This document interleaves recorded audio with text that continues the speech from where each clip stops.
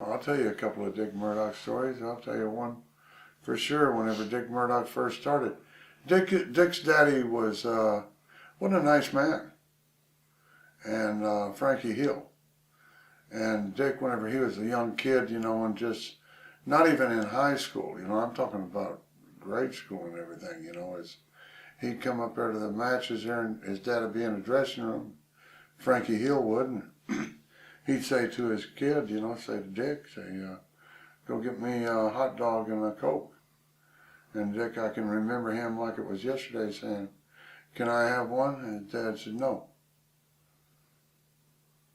Why? Why cut the kid off like that? Yeah, You know what I mean? I never knew his dad. And his dad was a cold man. He ran a bar and he was a tough guy too. And it wasn't really Dick's father. Dick and Andy, there was Dick and Andy. A lot of people don't know about Dick Murdoch. Yeah, Dick and Andy were adopted.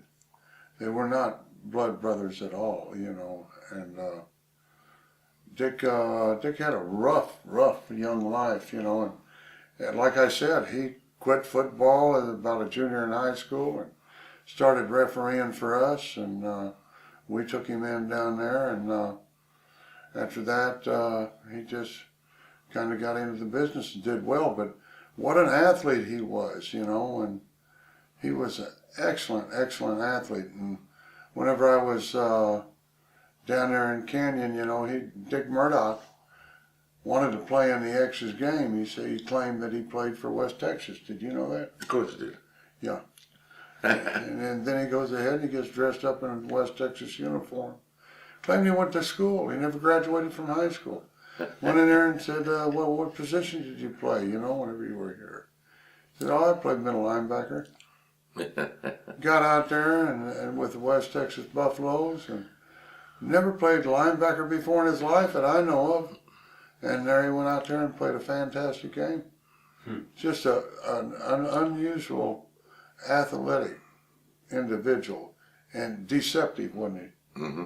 Had a derby on him, it was like that, And I saw him race John Ayers across the field in a race one day. They got in a big bullshitting deal, Right. And anyhow, we got our coffee coming. Okay. Okay, we're talking about Dick Murdoch. Dick Murdoch, yeah.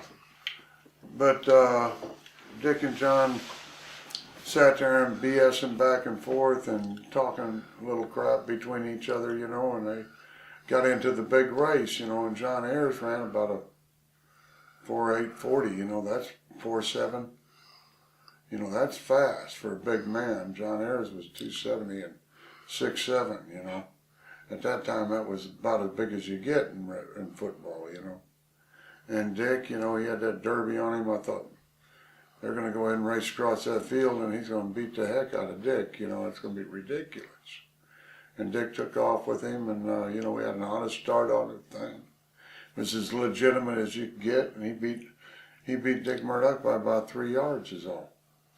That's amazing. He was an amazing athlete. So deceptive, wasn't he? Yeah. And he could just go into the ring and just have a wonderful time. He really played in the ring, didn't he? Yeah. And he played with the people's minds. Right. And they loved him. And he was they loved him or hated him. What are your early memories about Dick Murdoch, Rick? Well, I broke in Minneapolis with Dick and Dusty both there. They were my heroes instantly. Are you kidding? Right. I started with Larry Henning, Ray Stevens, Dick Murdoch, Dusty Rhodes. Oh man. Don Morocco, Jimmy Snuka. Are you kidding? I didn't have a chance. Now I know why you're so nuts. I was divorced in 6 months. I just got married, 71. Were you trying to get into Dory Senior's territory through those guys, through Dusty and Dick Murdoch, or just hang No, they just invited me out there.